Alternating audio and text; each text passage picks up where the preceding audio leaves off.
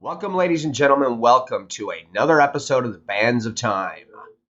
Matthew, I got you here in the saddle. Yes, you do, Brian. Yes, you do. How's it going today? Got lots of news on the plate. I'm sure that everybody thinks we're going to talk about some, debate, but we got bigger and broader things to talk about. Don't you agree? Oh, I'd most certainly agree. Uh, for one, ladies and gentlemen, let's just talk about this really quick. This is starting to get really, really interesting. We have a Syrian politician that come out and has said that World War III has begun and it's being fought in Syria. This is the Social Nationalist Party representative, Tarek Ahmad. Now, the thing that bothers me, ladies and gentlemen, is that 2 days ago we have this headline: conflict with India to trigger World War III. Khurshid. Talking to media persons at his residence, Khurshid Shallah held Prime Minister Nawaz Sharif in raising the Kashmir issue boldly and forcibly in his address to the United Nations General Assembly. However, he hastened to add that the Prime Minister should have also raised the issue of Indian interference in Pakistan. So, ladies and gentlemen, we've got World War III looking at us from two different directions, because you don't have the leader of a party coming out and saying that if the country right across the border continues to provoke them in Kashmir, it's going to start World War III. So he knows a whole lot more than you and I do. Now, just so everybody knows what's going on, the UN Security Council held an emergency meeting on Sunday on Syria, and the thing that really bothered me was the phrase used by the leader of the UN. He called this an unprecedented escalation in violence. Ladies and gentlemen, there's more important things on the plate than entertainment. And, I don't know if I'm going to talk about this or not, but there's something really important that's going to happen tomorrow. But, Brian, your thoughts on just the Syria situation, and I know I just dumped on you because I just realized that I didn't share that article with you. But we've got two different sets of conflicts going on here that's calling for World War III. What's your thoughts on the India and Pakistan thing? It's like that's not even been in the news. So why would this leader come out and say that if they do anything, we're going to World War III? I mean, what aren't we being told, Bri? Just blows me away. All right, well, my thoughts here on Pakistan. Oh, boy. I've known that we have to watch India and Pakistan, and we should have expected them to show up in this scenario.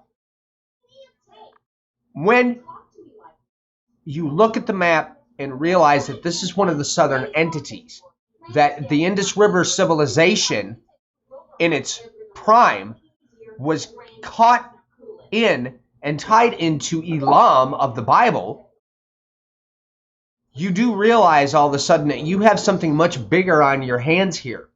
And India and Pakistan both have been a hot spot for a very, very, very long time.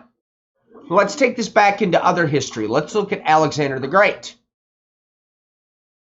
Now, if everybody remembers Alexander the Great, when he came through after slaughtering Darius, after taking down the Persian Empire, or at that point in time, the Aryan Empire, he proceeded to move across towards the east, but he also came down into those areas, into India, into Pakistan, into Afghanistan, and then he went up by the ridges of those mountains going towards the Black Sea, the Caspian Sea, and trying to make his way towards the kings of the East. A lot of those areas were pivotal, and we should have expected to see exactly this with India and Pakistan coming into the equation due to the fact that we know, historically speaking, what happened with Alexander the Great. This tells me, because everybody realize something here. We have Persia and the Medes in the picture on a major scale as we speak. We have the nations of Ararat with Turkey. Okay, that whole area of Turkey actually encompasses a very, very, very large portion of different names throughout the biblical text. And we have them being major players in this whole thing. They're playing multiple sides here. This is getting to the point where it's starting to get frightening, folks, because if you realize what's happening, you realize that major events are unfolding on a biblical scale of magnitude here that is just unreal. We keep getting major players involved in this. Syria right now, prophetically speaking, is literally off the charts at this stage in time. There are things happening there that we should have expected. Major, major things. And I'm going to pull that over here real fast just to show people something here in Isaiah 17.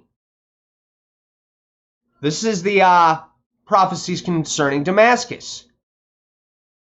And I'm going to skip down here, though, to right to verse 12. Take note of this, everybody. Woe to the multitude of many people which make a noise like the noise of the seas, and to the rushing of nations that make a rushing like the rushing of mighty waters.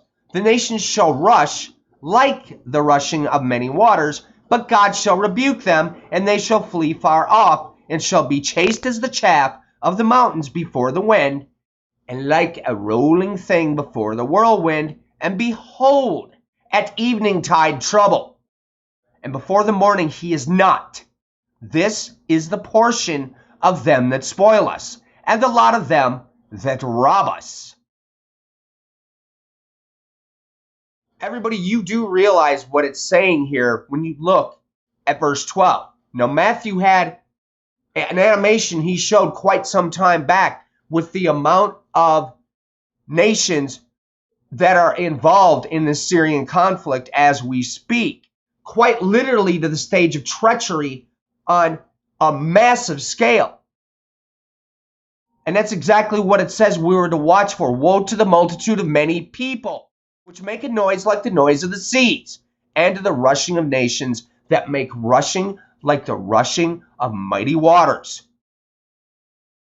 Folks, you've just been told right there that you were to expect a multitude of many peoples, okay, like the seas, rushing of mighty waters. How many times does the Bible also point us to the fact of the seas having to do with a multitude of nations? It's right here, everybody. It's right here as plain as day. I mean, Matthew, what do you got to say on this? Because this, to me, taking it back into the circumstance that you just brought up, it's mind-blowing. Yes, it is, Bri. It's rather mind-blowing.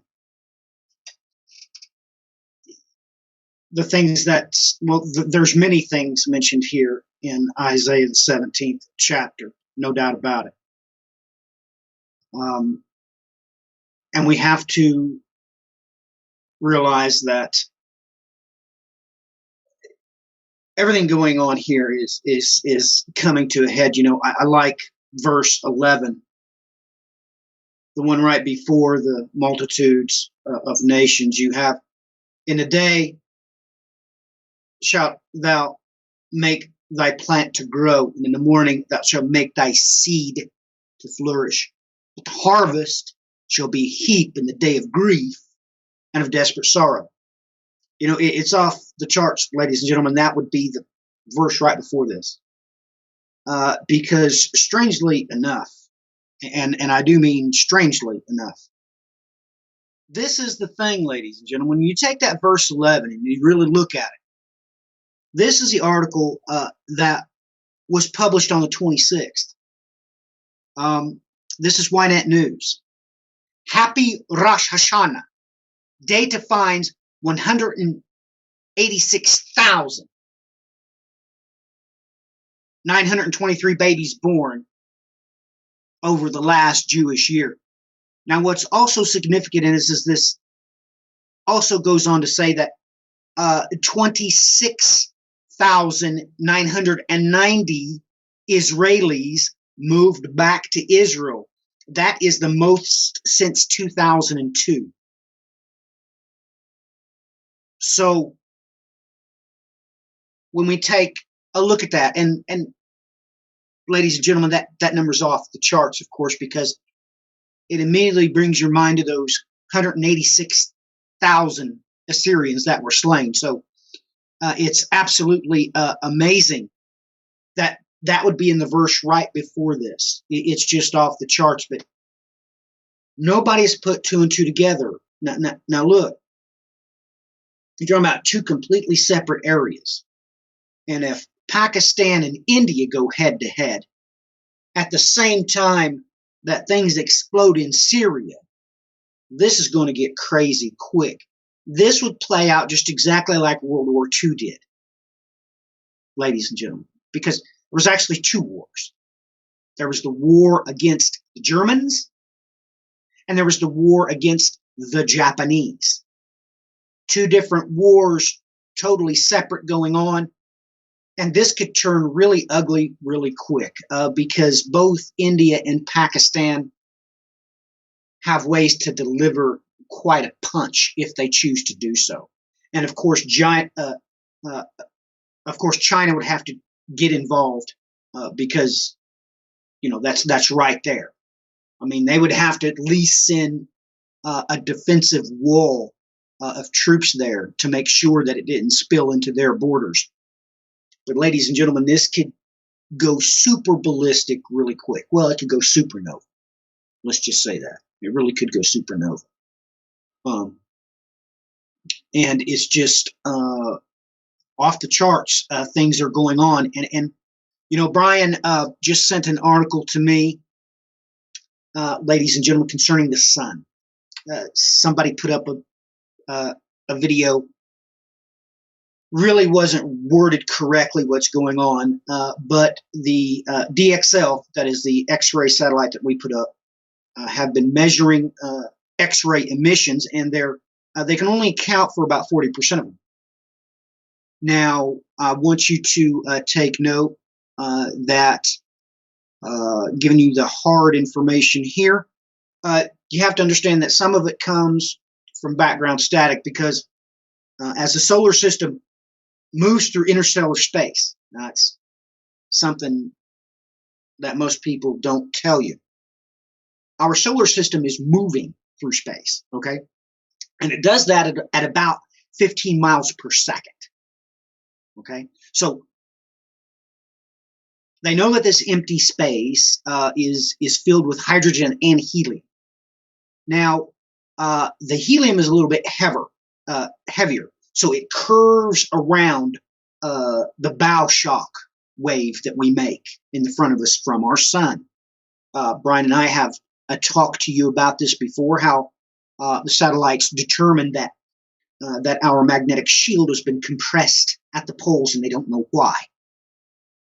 Well, you have to understand that only about 40% of it is accounted for, and this satellite has determined that there's X-rays in higher energies, and they really don't know where they're coming from, and that really is quite significant. And let me tell you why. When you go back in time, there's an event that most people don't want you to know about. But I will take the article right from, where's it at? Nature? No, it's in National Geographic. I'm just going to read the headline for you.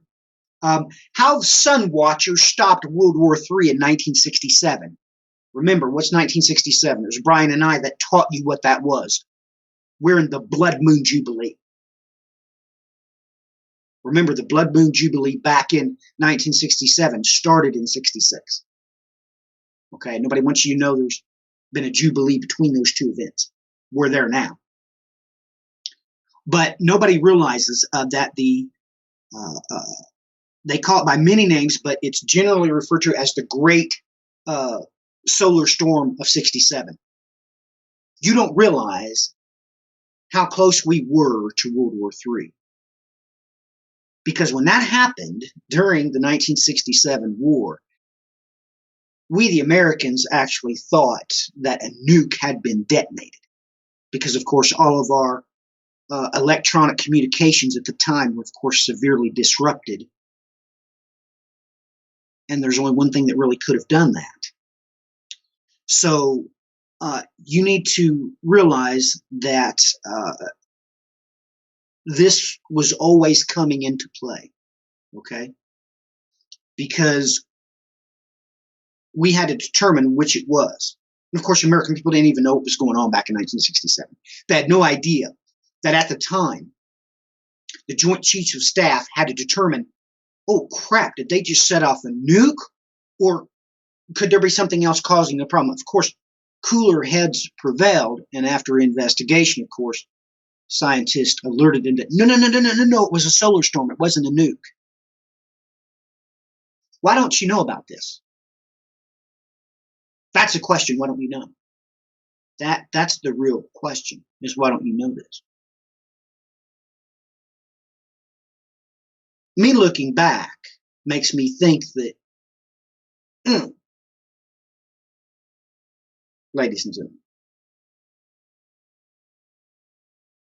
here, let me put the two and two together. We have no idea what is causing these higher energies of X-rays. Don't you realize that if our satellites did not detect a solar storm, and yet something else emitted a massive burst that would disrupt communications, what would they naturally assume? They'd naturally assume that somebody had either detonated a nuke in the Syria/West conflict or the Pakistani/Indian conflict. Now, Brian asked me a very important question, ladies and gentlemen. He had a theory about, well, what if these X-rays are coming from something else? So, Brian, why don't you just tell everybody about your theory, what you said to me, and well, I'll discuss it after you give your hypothesis there. Well, there's a couple of things I'm wondering here, because one of them, now there's been a lot of discussion back in the news now over the course of the last few months about Planet X coming back into the equation here.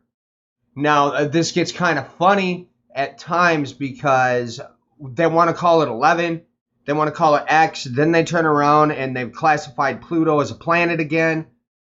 For Pete's sakes, it gets kind of ridiculous. So inadvertently, due to the fact that they've once again considered Pluto being a planet, I guess we've got Planet X in the equation. Now, I know a lot of people that have at least followed us over the years on our various audio broadcasts and even some of the earlier videos we did on our old channel with the End Time Tribune.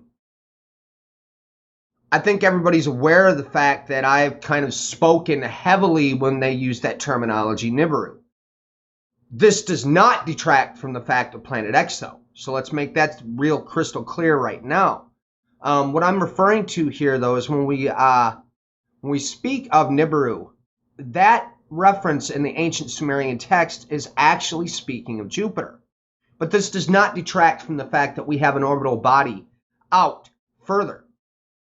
And this has been known about by astronomers for so many years, it's absolutely ridiculous. They knew that this orbital trajectory was out there, but they can never spot this planet. And you can trace this historically through, just the study of any major astronomical texts out there will show you this. And that's what I have to wonder. I have to wonder if that X-ray is coming from that rogue body. But yet another thing hit me. Matthew and I hadn't spoken of yet. And that, it makes me wonder if there's stirrings in the galactic core right now, Matthew. I mean, be candid. Come on in here, and I guess this is kind of off the cuff. That very well could come into play too, right? And this may be the source. This is what I was thinking, was that, ladies and gentlemen, we've already, look, at the time, Brian and I shared with you the data, the published data, okay? We shared it with you. The simple fact that the interstellar wind no longer comes from Sagittarius's arrow. It's not only moved, it's moved north across the ecliptic. It's now in Ophiuchus. It's now in the sign of the restrainer. Now, that's the first thing that I was thinking, but Brian was thinking on the other side of the fence. Now, take note that they recently, they have been massively looking for Planet X. They also call it the fifth gas giant, according to the Nice model and the Grand Tech model. They call it a fifth gas giant. Now, I would refer you to the first paper that I wrote about this very issue. However, I've unpublished my website, so I'm not going to direct you there. You just need to go do your research yourself. I have come up with a quite plausible reason as to why we can't see it. We already have it on record. We have one that fits all of the astrophysical parameters. We've already seen it. Matter of fact, the real reason why we know it's there is because it did a grand appearing in front of its sun. That's how we saw it. But its libido is darker than acrylic paint, yet it is a gas giant, just exactly like the Nice model, which led to the Grand Tech model, says is there. But you wouldn't be able to see it. Now that makes you back off and say, well, that's two different angles it could be coming from. That's true. In either event, I strongly urge you to research the solar storm of 1967 and what happened, because it did stop World War III. It could have it could have caused World War III. So understand, on one side of the coin and the other side of the coin, it not only stopped it once they figured out what it was, but initially when they didn't know what it was, we were getting ready to go thermonuclear on the Russians. I'm not joking. So you have two sources here that could create a black swan event that NASA would immediately tell the Joint Chiefs of Staff, no, it's not been a solar storm. This was not caused by a solar flare on our sun. But yet now we already know that something has happened, compressing the poles of this solar system's magnetosphere. We already know that the interstellar wind has moved, and it just hasn't moved. Let me say that one more time. It's moved from south of the ecliptic to north of the ecliptic inside the sign of the restrainer. On top of that, look it up, Planet X and fifth gas giant. Like I said, I did 2 papers on it actually, and I chose to unpublish the website. So make your own hypothesis concerning those things. I've put mine in my back pocket.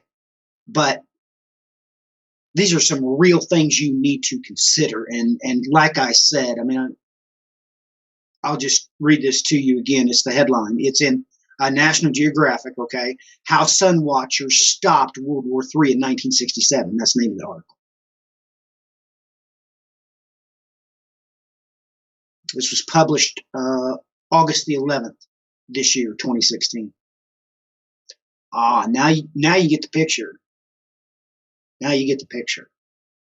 Why did they just publish this? Why would they do that August 11th, 2016?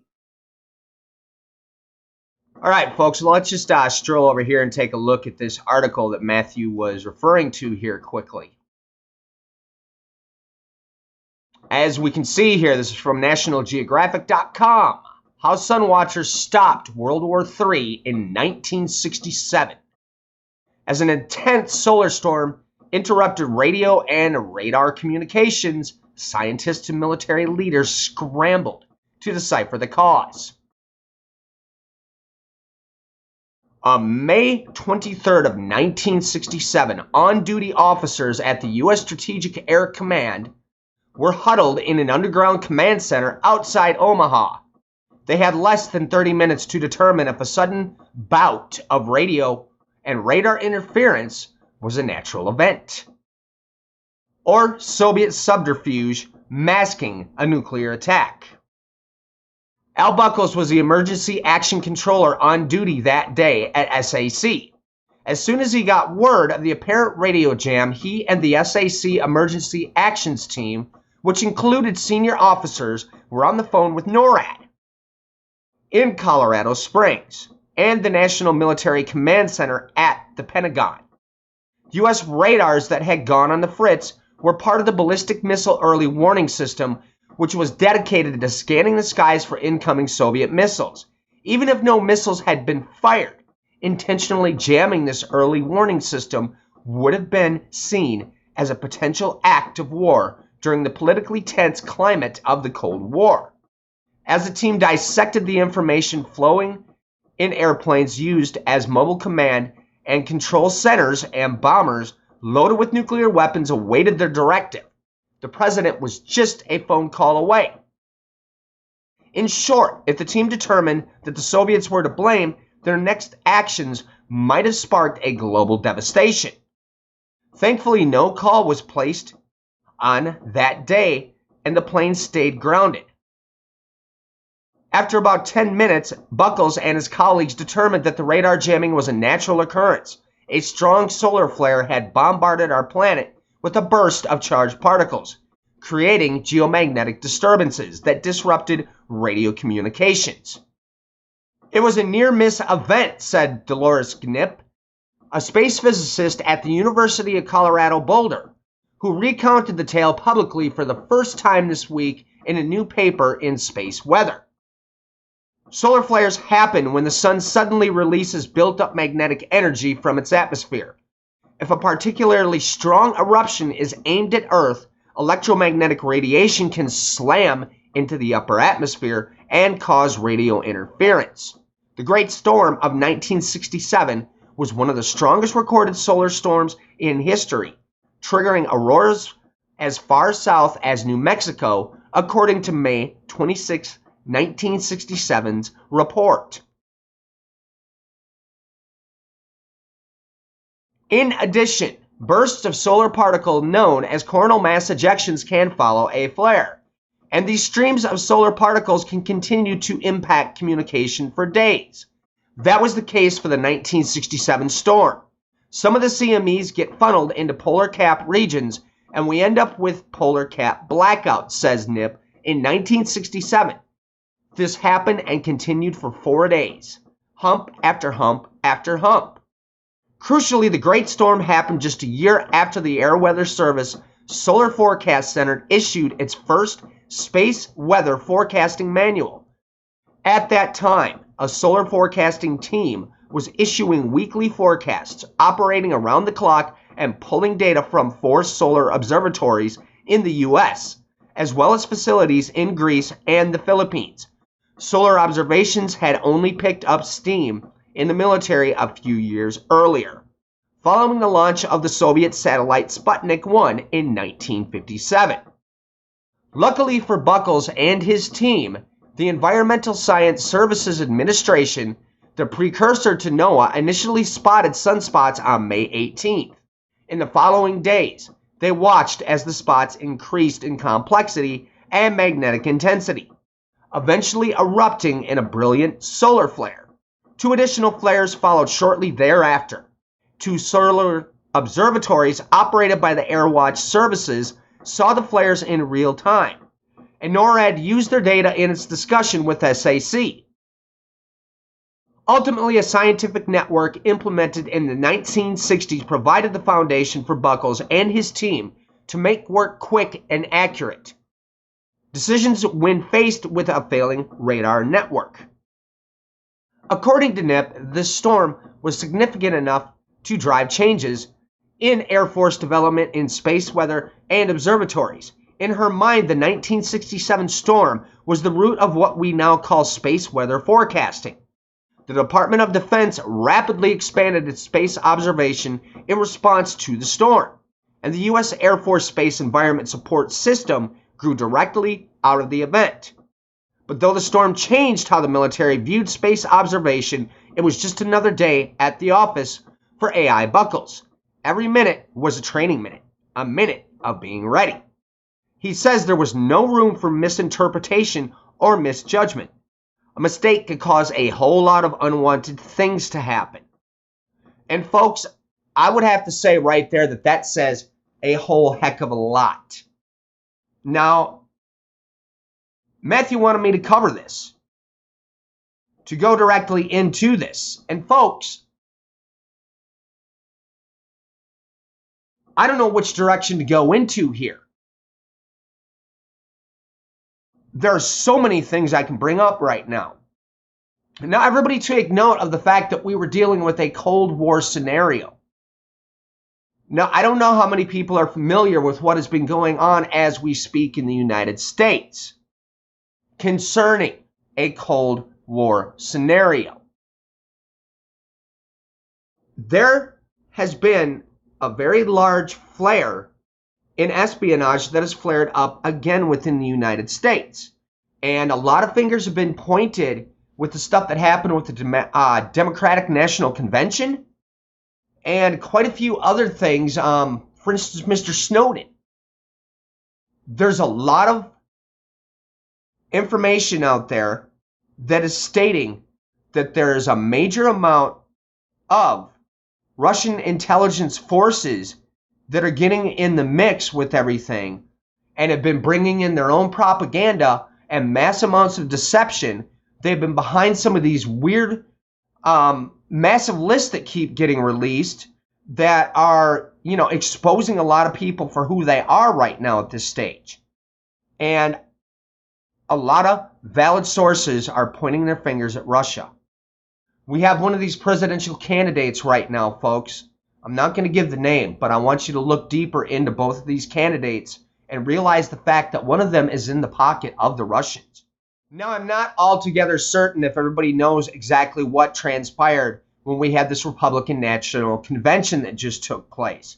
Behind the scenes, written into a 67-page document that was released, lo and behold, it turns out that we stepped out of the UN or NATO according to this document. Now, if indeed this is the case, this therefore means that we have our pants around our ankles if we're indeed attacked by a foreign power, everybody. Now, this is kind of shocking to me, and Matthew, you alerted me to this. Why don't you give me your take on this one? Well, Brian, this is my thoughts on it. This is a prelude to what we did to that last obliteration of this Syrian post, ladies and gentlemen. It was a prelude.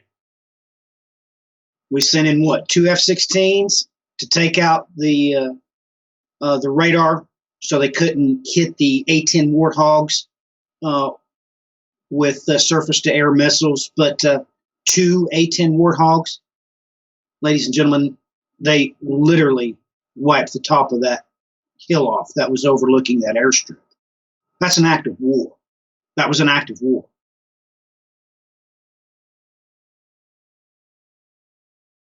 So the UN coming in and doing this emergency session on Sunday. Ladies and gentlemen, the whole world knows that we need to be kicked out of NATO. They know it. I mean, between Pakistani weddings and hospitals, I mean, we've spilled enough innocent blood. I mean, ladies and gentlemen, we've managed to murder 1 million Iraqis. I mean, that's what created ISIS. It's what created them. So it would stand to reason. It's going to have to stand to reason. Now, ladies and gentlemen, everybody is, well, they're tired of us. They're tired of it. This was an act of war. It's where it must go. It's where it has to go. And, you know, I'm going to refer back, of course, getting back to the biblical foundation, which Brian started this broadcast on. Let me bring it back up. When we go to Isaiah chapter 17, just take note of everything that's going on there, because the verse that Bri brought into question, okay, this is fulfilled 2 ways, because you realize, what are we called? Yeah, the melting pot of the world. We are a nation of many tongues. So not only do all the nations and everything there in Syria now fulfill this verse, we do just by ourselves. We do. We do. Just ourselves. So when you take a look at everything that's happening, it's really off the charts. But, you know, I just sent Brian an article, and I know we keep going back and forth, but that's just the way it happens sometimes. There's a third player in this, because Brian was probably more right than I realized. My natural assumption was a galactic core. I should have made it my first point of thought once it came out of my mouth that NASA is calling this celestial interloper a 5th gas giant. I should have checked what I said. I should have dotted my I's and crossed my T's, so to speak. Brian, what do you think of that article I just sent you in the middle of all this mess? I mean, here we have it, folks. Puzzling X-rays from Jupiter. Good grief. Now, all of a sudden, oh boy. And this came in from, by the looks of it, March 7th of 2002. Every 45 minutes, a gigawatt pulse of X-rays courses through the solar system. Astronomers are accustomed to such things. Distant pulsars and black holes often bathe the galaxy with blasts of X radiation. But this time the source isn't exotic and far away. It's right here in our own solar system. The pulses are coming from the North Pole of Jupiter, says Randy Gladstone, a scientist at the Southwest Research Institute and leader of the team that made the discovery, using NASA's orbiting Chandra X-ray Observatory. Above, every 45 minutes, an X-ray source blinks near Jupiter's north magnetic pole. This animation, based on the data from the Chandra X-ray Observatory, shows the hot spot pulsing 15 times during the one complete 10-hour rotation of the giant planet. Let's take a look at this animation, folks. And as you can see there, it's showing that pulse right at the North Pole, just like they're speaking of. This makes me wonder on top of it now, Matthew, you just brought that up, though. You know, this sort of, to me, ends up being a little more twofold. Did you notice how they brought up black holes and the galactic core? Well, yes, well, on top of that, what really grabbed my attention was the first phrase in the article, Bri. I already said that date. I said that this year, read out of that article, this was the largest immigration to Israel of Jews since when? 2002. That's when they discovered that Jupiter was pulsating X-ray burst. That being the case, it goes without saying. And matter of fact, maybe that's what NASA's not saying. Maybe they know exactly where those X-ray bursts are coming from. The only problem is NASA itself referred to them as higher energy than the 40% normally produced in the solar system. Now that be true. This type of celestial interloper could be producing greater X-ray burst than Jupiter is. And it said every 15 minutes a gigawatt pulse of X-rays courses through the solar system from Jupiter. So this has really got me scratching my head, Bri. It really does. It really wants me to take, a second gander at perhaps dates in this chapter. Oh, I know how to find them. I mean, I know that this year is, of course, 5-7-7-6, and we're just right at the heel of that. I mean, we've only got a few more weeks left before it's 5-7-7-7. I mean, I haven't chosen to look that far, but it makes you wonder if the two events aren't tied together. And of course, it will be right there in the Bible source code if it is, Brian. So, I mean, I know we keep sporadically going back and forth between astronomical events and military events on the ground. But it was that article from National Geographic that pointed out that, hey,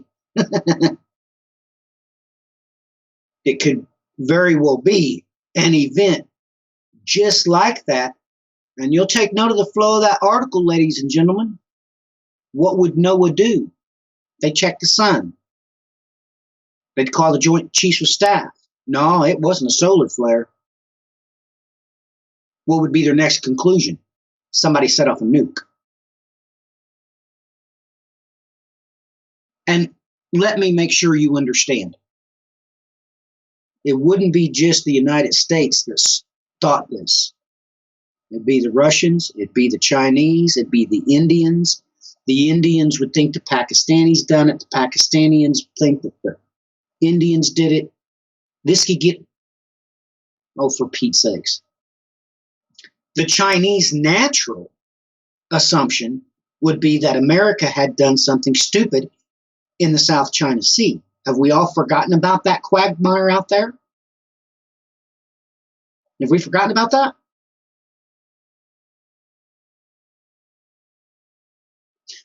What if it was this celestial interloper that did a huge pulse that disrupted our communications on the whole planet? I mean, what would the Australians think when they couldn't hook up with NORAD?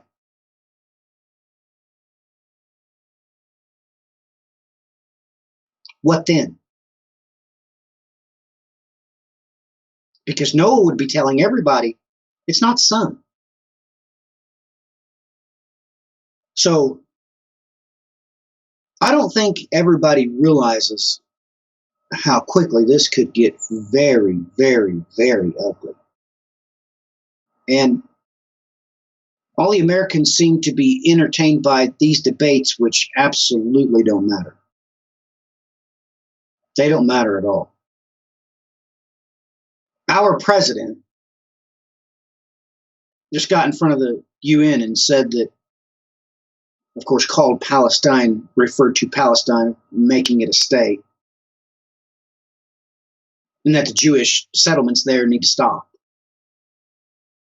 It was his last poke in the eye, to God's eye, actually, to God's eye. It was his, who knows, maybe it's not his last poke, but he sure has poked him quite a few times. And, you know, I've taught my children one thing. You don't want to get God's attention. No, no, no, no, no, no, no, no, no. The last thing on earth you want to do is get God's attention. Sodom and Gomorrah got God's attention.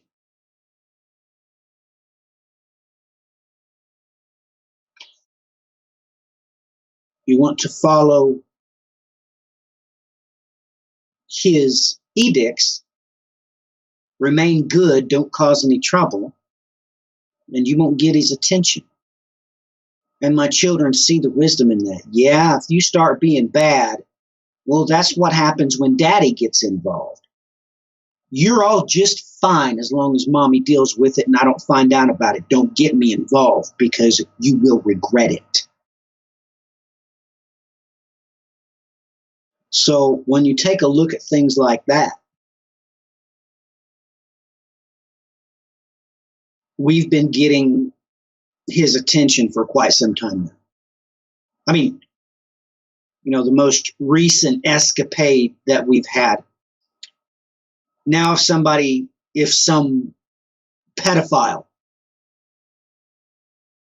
sees your daughter go into a women's bathroom, he can go in there with them.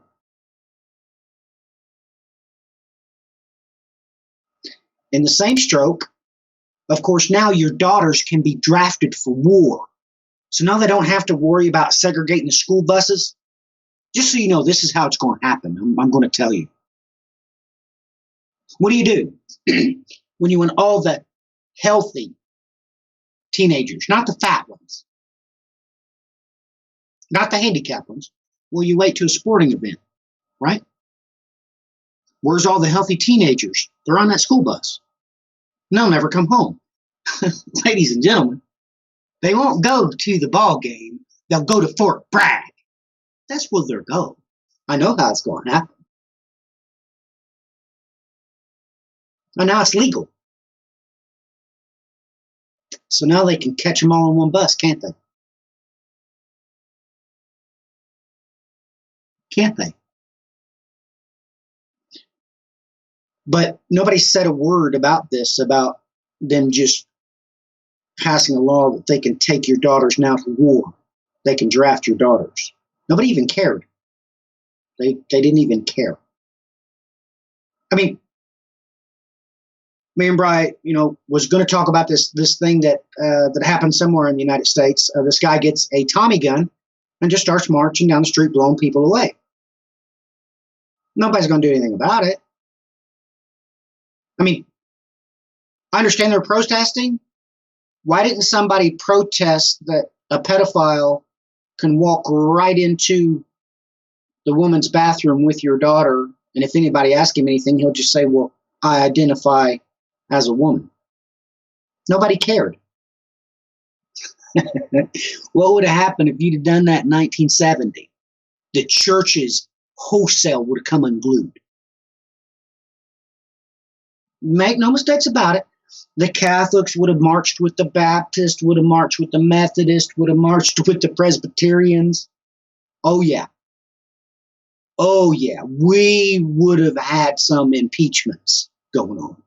We'd have had senators and, you know, representatives The president himself, their heads would have rolled. Heads would have rolled. They would have rolled. Because you realize they'll start doing this in church now, right? Now the pedophiles will start putting on a great big smiley face and going to church. And they'll be start waiting for the little girls in skirts to go into the bathroom.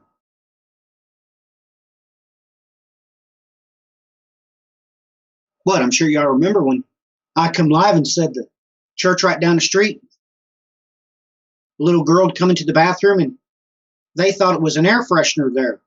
Well, she accidentally knocked it off and it was a TV camera. So the authorities come in and, well, guess whose laptop that was in? The pastor's. He built that church. That pastor had built that church. Yep. Not lying to you. You ain't worth going to hell over, so I'm not going to lie to you.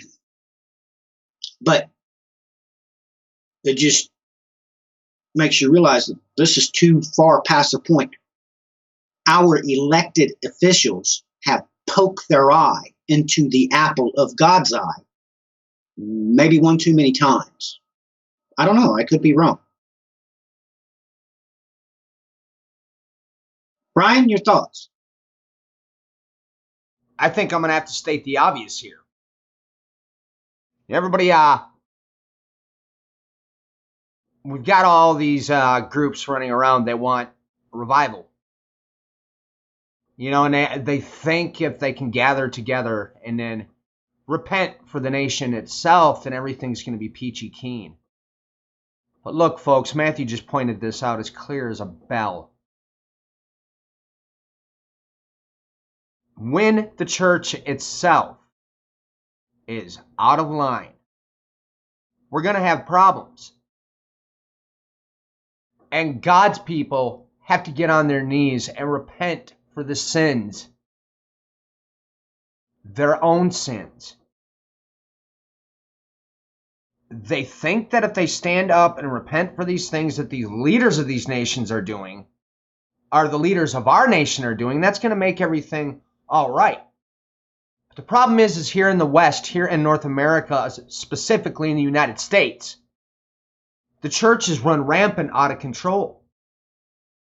God's people have went out of control. Therefore, what's going to happen in the other realms at the same time? Our nation is completely out of control. We've stormed into nation after nation after nation throughout the entirety of the Middle East. We've toppled them. We've set up new puppet leaders. And yet nobody came forward and did a thing.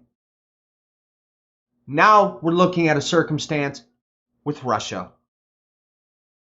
Within the news in the last few days, great big fiasco going on. I believe it's in the UN meetings, where the United States has come in and basically has come against Russia for their dealings in Syria. Now, I don't know who's done what.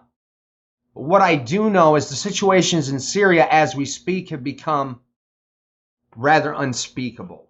Battle for Aleppo. U.S.-backed rebels shut off water for 1.5 million civilians. So-called moderate rebels turned off the water to 1.5 million civilians living in West Aleppo in retaliation for a Syrian army airstrike on East Aleppo that allegedly left 250,000 residents without water, setting the stage for an unprecedented humanitarian catastrophe.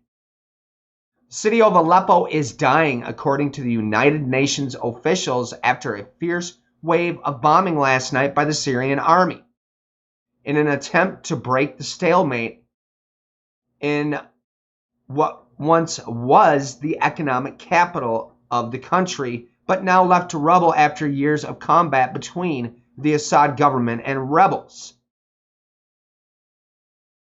Folks, the terror units that we are funding and we are backing within this massive, mega-scale treachery as Matthew detailed with that animation that he brought in showing all the different players, key players in the Syrian crisis as we speak. The United States is giving out paychecks to boatloads of them. When we did the piece on Adabin and the beginning for the Battle of Mosul, there was a string of documentaries that I had watched previous to this. And one of the analysts said the exact proper thing. As I've said before, ISIS has their expiration date. We have a small people that are going to be the next wave in the Assyrians' army. And we will be doing a program on that, folks, because this is a little more shocking than I think many of the viewers can even comprehend. Why do I say this? Because it shocks the living daylights out of me. These kings of the East are going to become so pivotal, it's going to be unmistakable. Going back over to this, though, we have this circumstance that's happening here in Syria, and we've got the forces that have been created by the United States. They're going in and shutting off the water to the people that are living in Syria. 1.5 million civilians. Now, there's a whole plethora of things happening in these UN meetings where America's pointing their finger at Russia. Russia has decided they're going to step back. They've clenched their jaws shut. They're not going to get in a confrontation in front of them. Russia does not want Bashar al-Assad removed. He was duly elected and appointed for that position in government. They do not want him out of there. It has been common knowledge from day one that they have been doing exactly that they have been supporting him. Now, the big ordeal was, and we had stated just in the last video, that this ceasefire is not going to last. They never do. And that ceasefire was broken. In the midst of all of this, on top of it, Syria also initiated strikes on Israel. Folks, if you can't see what's happening here, that article we brought up at the very beginning,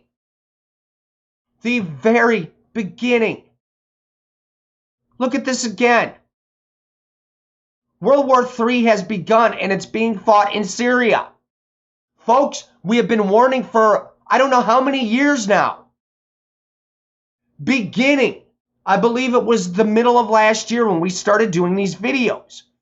There has been a multitude of articles that have been released over and over and over again that have stated this very exact same thing. That World War III has begun and nobody has seen a thing. Let's go back to what Matthew said a minute ago. Everybody, do you realize? Now there's all the conspiracy stuff that's floating around out there that the United States had created ISIS, that we went in there, it was a CIA operation, blah, blah, blah, blah, blah. Let me tone this back a little bit because I'm getting angry.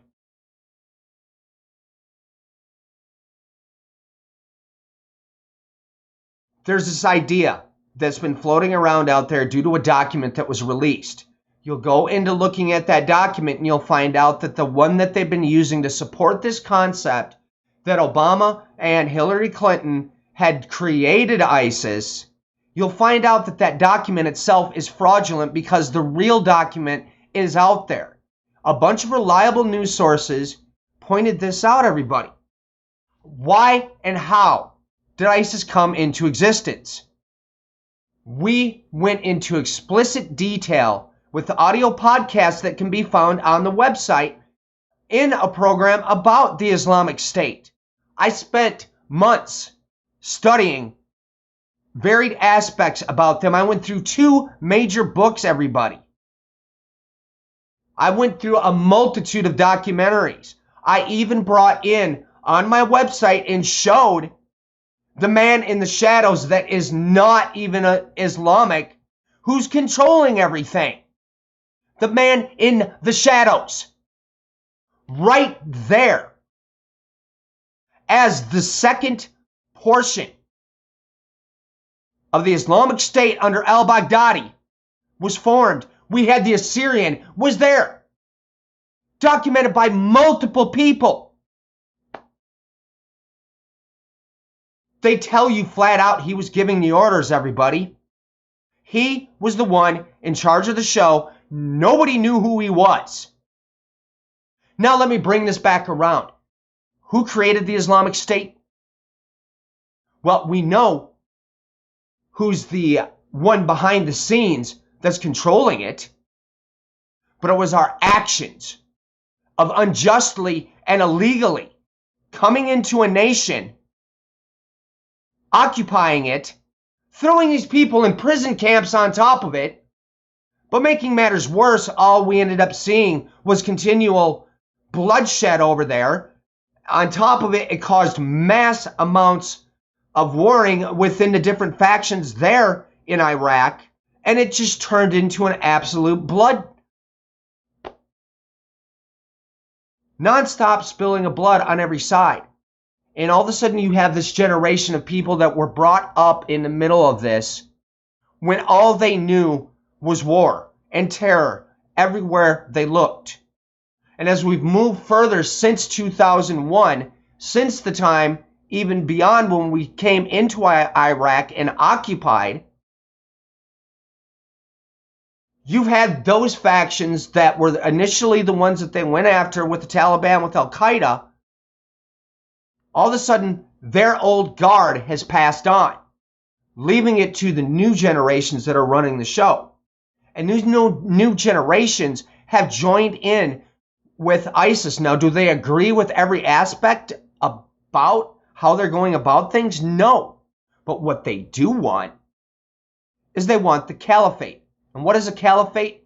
It is the Islamic Empire back, which was dismantled at the end of World War I in an underhanded treaty called the Sykes-Picot Agreement. Nobody is talking about this Sykes-Picot Agreement. Nobody brought it up when the Paris bombings took place. Nobody has brought it up when the bombings that have happened in the other northern regions took place. But all the while in the background, ISIS had been stating, we are taking revenge for the dismantling of the Ottoman Empire due to the underhanded Sykes-Picot Agreement that was put into effect. What has this done? Now we understand why they hit Paris. Now we understand the magnitude of the other bombings that are happening. But folks, and I'll slide it in, I made a video the night it happened. Everybody realizes in New York and New Jersey, we had back-to-back bombings. That very same day on top of it, we had multiple stabbings in Minnesota. The Islamic State, ISIS, stated they were behind the stabbings. Now, I'm going to explain something here. I've had disagreements with people about this because they don't understand what it was that I was trying to explain when I was saying it. When the Islamic State says they're behind something, they're not making it up. How does their protocol work? Earlier in the year, when Ramadan had come about, they stated flat out, all of you people that are aligned with us, you need to basically get into action and start moving. We do not want pre-planned attacks. You attack, you do what you have to do, and then you drop a line and state flat out, I'm aligned with ISIS. And this is what's been happening. We had the Orlando shootings. And, there was a whole lot of things that went on in that. I'm not going down those trails. Irregardless of the fact that man went into that spot and stated he was aligned with the Islamic State. Right then and there, that was more than enough for them to say, we were behind this. This is how these terror cells are working now. And after I did that video, that's up on the website, we have had non-stop, small-scale attacks happening all over the place in the United States.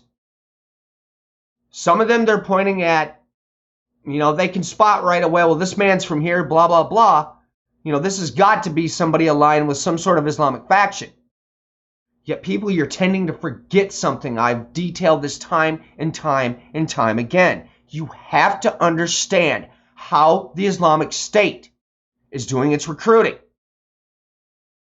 They're using systems, a Linux-based and built system that cannot be traced via your typical listening means. They also have operating systems on their phone, which also means, therefore, their communications are unable to be intercepted. This is driving the intelligence communities completely insane because there's nothing they can do to predict or stop these attacks. Now, everybody, you're going to walk down the street, you're going to be looking around going, well, there's this guy over here. He looks like he's, of this Islamic persuasion. Well, he's got to be. Folks, you need to stop that. You need to do it now. Remember what happened in Paris. Because that was an example of what's happening here in the United States. The attacks in Paris were done by the people that lived in Paris. There are folks that are sitting, that could even be sitting right next door to you in their bedrooms, typing away on their laptops, and they're in communication with members of the Islamic State. And you won't even know it. They're going to look like everybody else. You'll have no idea. And I had warned that we were going to come to a time when we started seeing small guerrilla warfare tactics being used of small-scale attacks and sporadically spreading. And it's happening as we speak, everybody.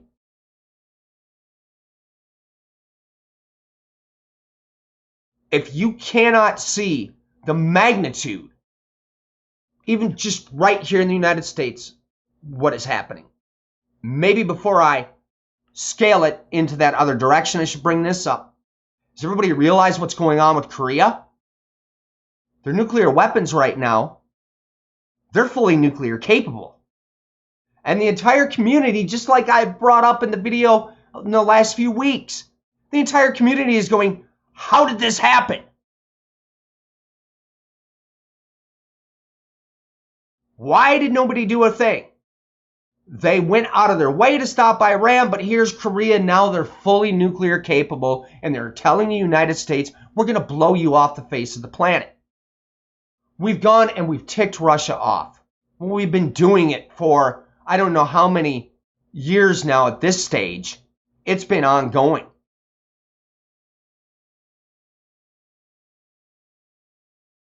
And we have this situation blowing up throughout the entirety of the Middle East.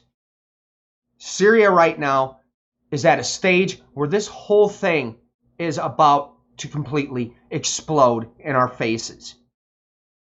In tandem and hand in hand with that. Okay, everybody, we had the beginning stages of the battle for Nineveh. Began a while back. But they're in prep for the full-scale assault. When that full-scale assault happens, folks, you combine that with what the magnitude of everything that's happening in Syria right now, and that massive attack happens for them to take back Mosul, Nineveh. Folks, this thing is about to escalate and get so far out of control.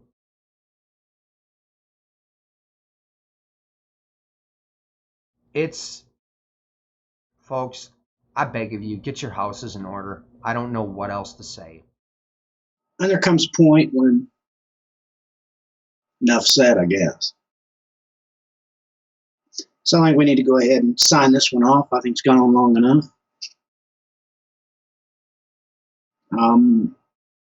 It's too bad y'all can't reference those works I put on the Prophetico, but I'm not putting them back up. It serves me no use to do so. So, until next time, ladies and gentlemen, God bless. Godspeed. There's a lot to consider here, everybody. You know, there's so many circumstances and situations happening right now. I know I get upset. I know I get angry sometimes. And at the same time, I get truthfully concerned.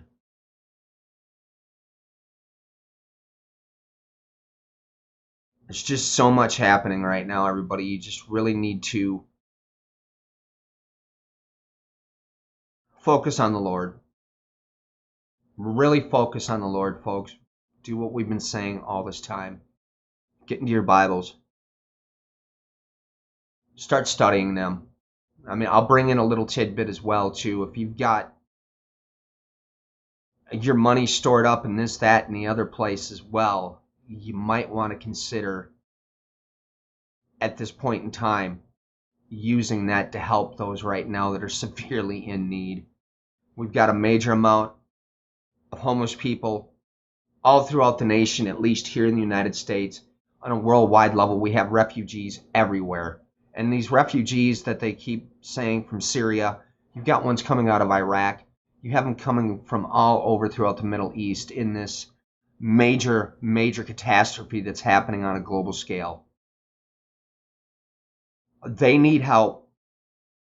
There's a lot of folks out there that really need help right now, folks. So I just do what's right. With that said, thanks everybody for joining us. God bless.